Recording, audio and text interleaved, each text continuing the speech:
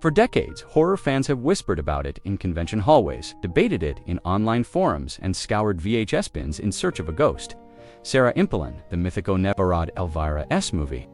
Macabre episode where the Mistress of the Dark supposedly introduced a public domain horror film while delivering a blistering, campy, cleavage-fueled takedown of Van Vice. Presidential candidate Sarah Palin during the feverish 2008 election season.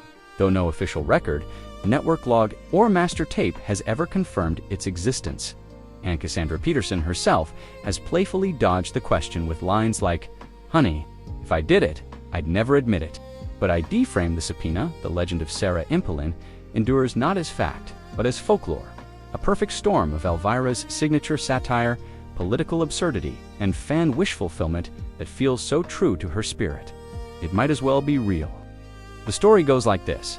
In October 2008, as Palin's witch hunt comments and folksy gun-toting persona, Peterson, never one too shy from controversy, reportedly filmed a special movie Macabre segment for a regional syndication slot or a Halloween marathon, pairing a vintage vampire flick like Mark of the Vampire or Dracula's Daughter with a series of razor-sharp bumpers in which Elvira, draped in red, white, and black, quipped, "They say she can see Russia from her house.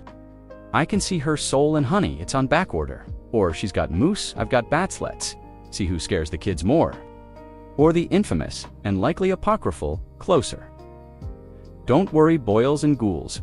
She may be on the ballot, but she'll never be on my ballot, unless it's made of satin and comes with a martini."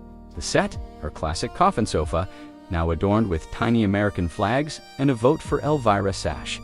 The tone, equal parts patriotic parody and gothic farsome, imagine Saturday Night Live meets creature features. With Peterson wielding double entendres like daggers and turning political theater into midnight movie theater. But here's the twist. The episode likely never aired. Rumor has it the network, fearing FCC fines or conservative backlash, pulled it last minute, leaving only a rumored, unaired master, a few bootleg audio clips, and a generation of fans convinced they saw it on late-night TV in 2008. Half asleep and half convinced Elvira had just saved democracy with a well-timed cackle. And perhaps that S, the real magic of Sarah Impalin, it doesn't need to be real to be true. Because Elvira has always been more than a host. She's a mirror, a satirist, a woman who used horror not to scare, but to speak, especially when the world got too serious. In an era of culture wars and performative outrage, the idea that she'd skewer a politician, not with hate, but with humor, turning fear into farce, dogma into drag feels like the ultimate Elvira move. So whether it exists in a dusty vault in Burbank or only in the collective imagination of her fans, Sarah Impalin stands as a testament to what Elvira represents: the power of camp as resistance, of wit as weaponry, of a woman in a black gown reminding us that the scariest monsters aren't in the movies, they're in the headlines. And if she did make it, well, darling, she'd never tell. She'd just pour another martini, adjust her crown, and whisper, "The best spells are the ones they never see coming." So keep searching, keep believing, because in the world of Elvira, sometimes the greatest legends aren't on film.